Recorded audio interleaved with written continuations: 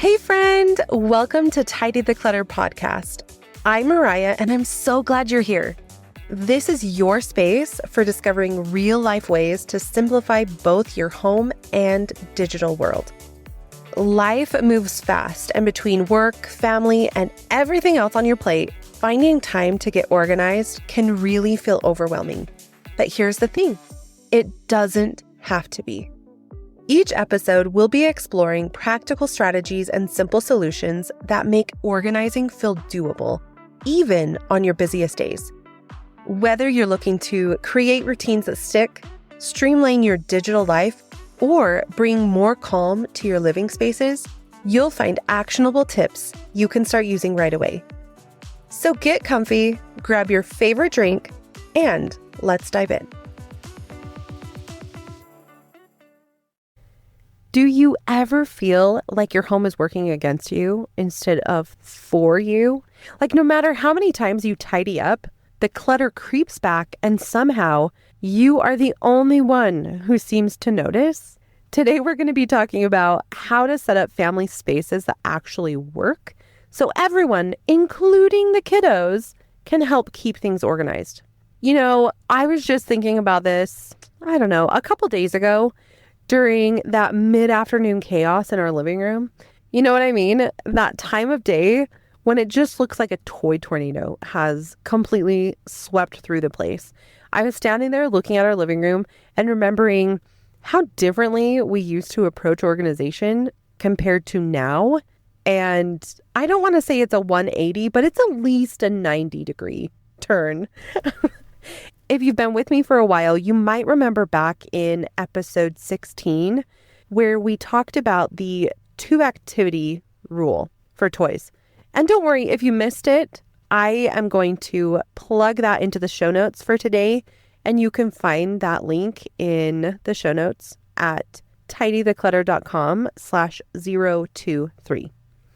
That episode 16, was such a game changer for so many families, which makes me so excited.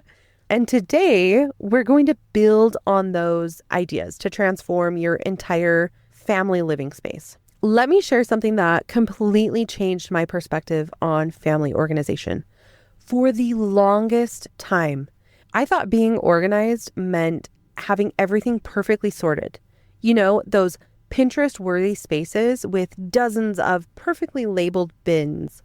But here's what I discovered. And this might actually make you breathe a little sigh of relief, because once it finally hit me, I was like, oh my gosh, I can actually breathe. Like, how nice is that? Sometimes simpler is not just better, it's actually more sustainable. So sometimes the simple method is just better because it's more sustainable. In our home, we have multiple Kallax units from IKEA with those big cubbies. And honestly, one, I find them visually pleasing. I like the way they look. But two, they've just become so revolutionary at our house. Not just because of how they look, but because instead of having toys in tiny bins that required perfect sorting, which, let's be real, rarely happened, we use these larger cubbies where similar toys can go together. We have one unit in our living room for the toys that the girls typically play downstairs, and then the majority of the units are upstairs in either the girls' bedrooms or in kind of the loft area where the girls typically play. And the best part, once the toys are in the cubbies, I don't see the mess. Like, all I see is a clean room. And for my mental peace, that is huge. That is huge. Because if I'm being honest, the girls don't care about micro organizing. That's ridiculous. No, they're kids. They don't even look at that. So it makes my mom brain happy that I can just look at the room and things are just organized and look nice. And you know what else I love about the setup? It's super flexible. As the girls' interests change, or when we rotate toys, which, by the way, is a fantastic way to keep toy overwhelm under control, I cannot for the life of me remember that episode number, but I will put it in the show notes just in case you want to look at that.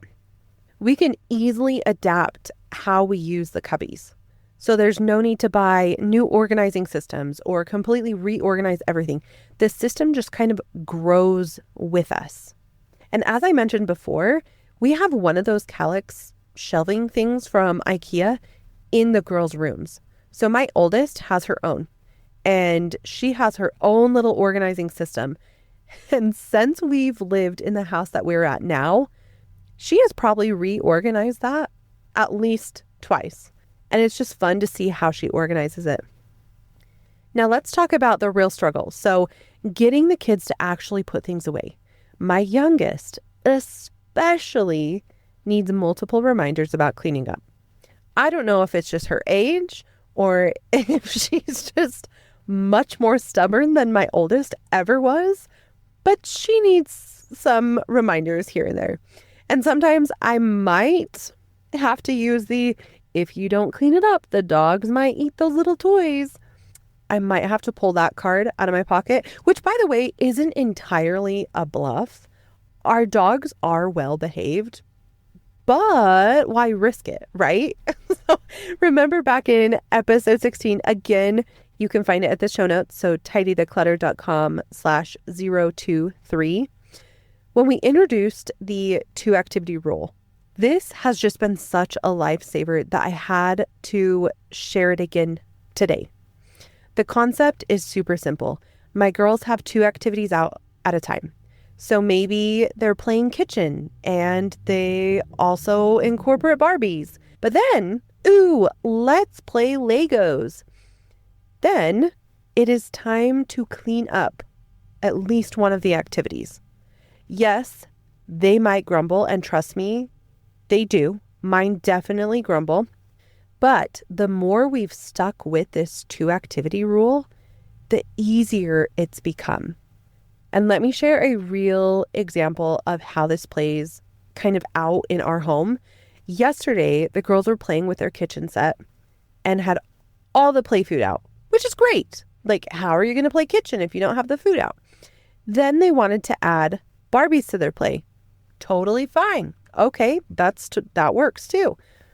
But then they started eyeing the magnetic tiles, and they wanted to then stop playing and start playing with the magnetic tiles, which is great as well.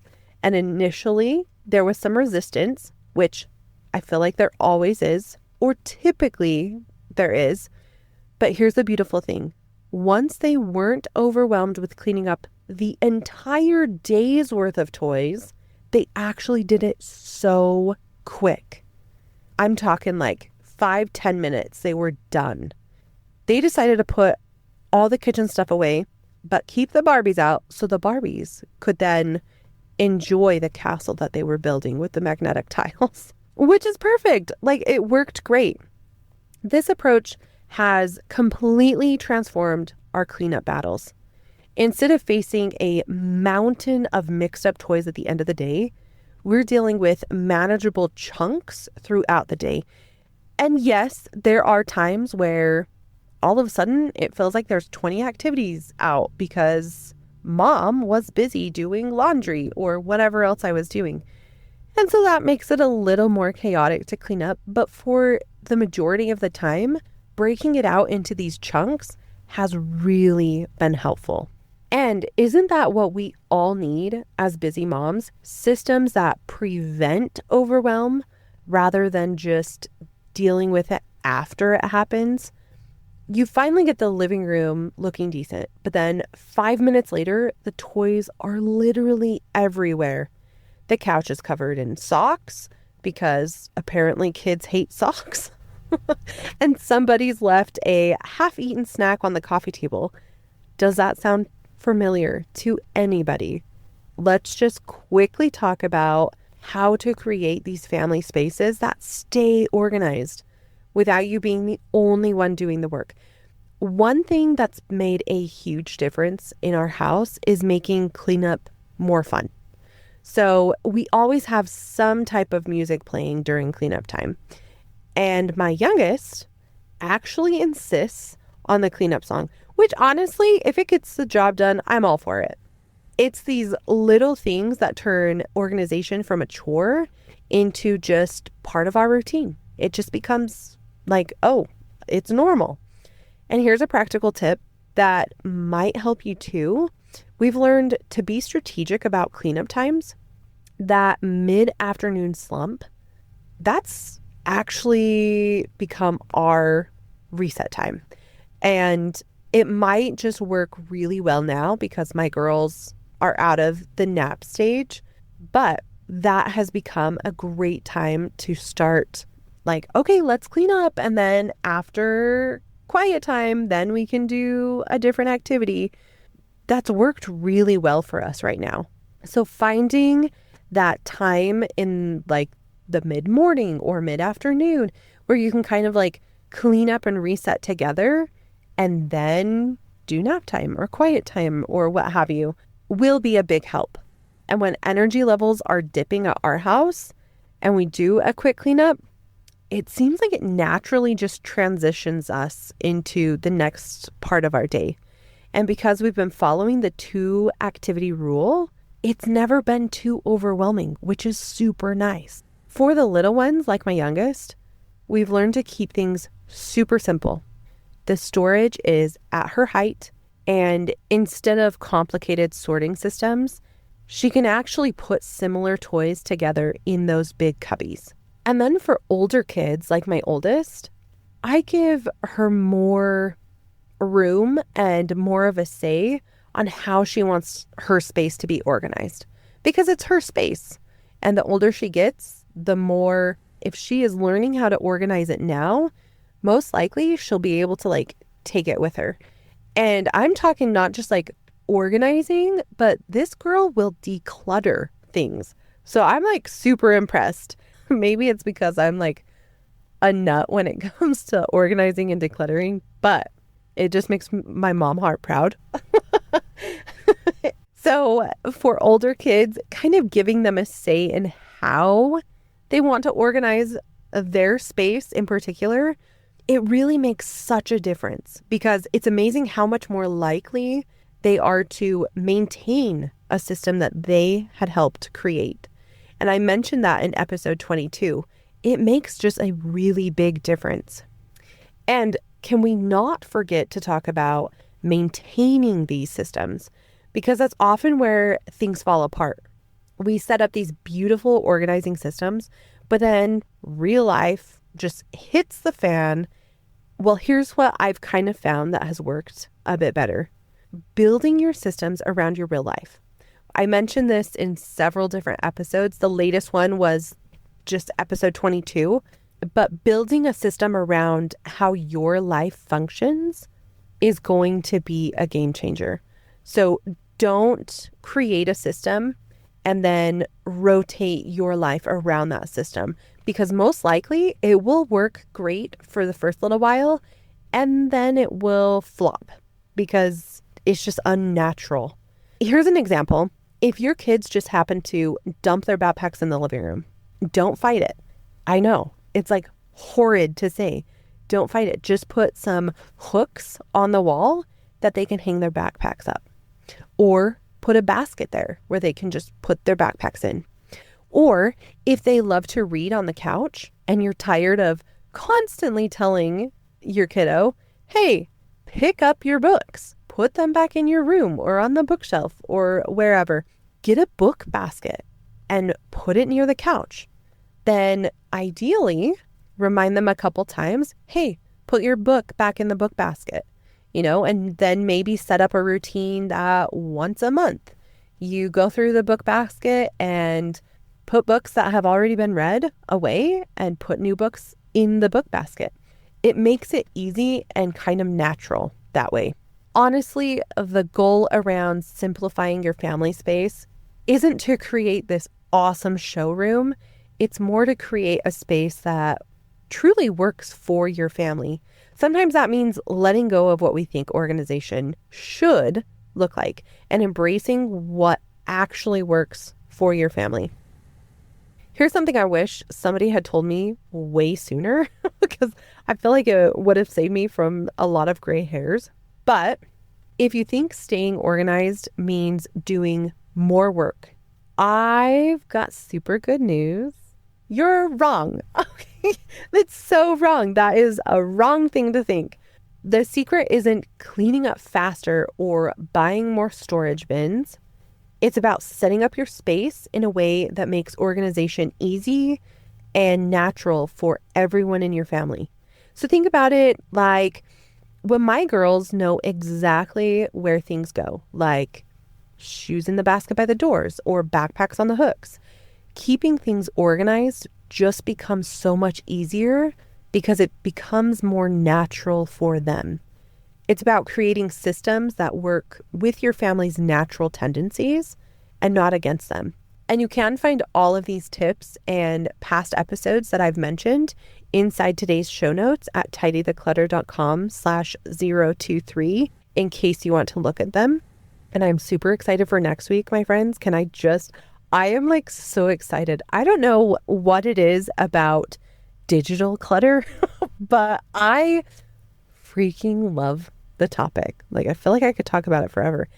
But if you are feeling completely overwhelmed because you have all of these beautiful family photos and they're just chilling on your phone, and it's like, oh, I should really do something about them, but what should I do about them? Or those countless emails that you've been meaning to sort through. We're going to be talking about how to tackle what I like to call invisible clutter that's taking up space in your devices and really in a little portion of your mind. I'm going to be sharing super simple systems to use to declutter and organize your family's devices or your online storage. Maybe we'll touch a little bit on the inbox, but we're going to be focusing on online storage for the majority of it. Trust me, if you're drowning in digital chaos, you will not want to miss next week's episode. And if you go to today's show notes at tidytheclutter.com/023, you can join the mailing list and be notified when next week's episode comes about. Anyway, I hope to see you next week, my friends, and I hope you have a wonderful week. Thank you. That's all for today's episode. Remember, creating a tidy home isn't about perfection. It's about taking one small step at a time. Each tiny win adds up. And before you know it, you are making real progress in your space and your life. I hope you're leaving today feeling excited about your next small step forward. Did this episode hit home for you? Share it with that friend who's been feeling overwhelmed lately. Sometimes knowing we're not alone in the struggle is exactly what we need to hear. And if you are loving these tips, following the podcast and leaving a quick review really helps other moms discover these simple solutions too. You can find all the resources mentioned in today's episode, plus explore our previous episodes at tidytheclutter.com/podcast. And hey, if you haven't grabbed your free digital declutter checklist yet, this is your friendly reminder, my friend. Digital clutter is sneaking into our lives more and more each day, but you can take control before digital clutter takes control of you. Head over to tidytheclutter.com/digital15 to get started. Until next time, keep things simple, stay focused, and enjoy those small wins along the way. Take care and talk soon.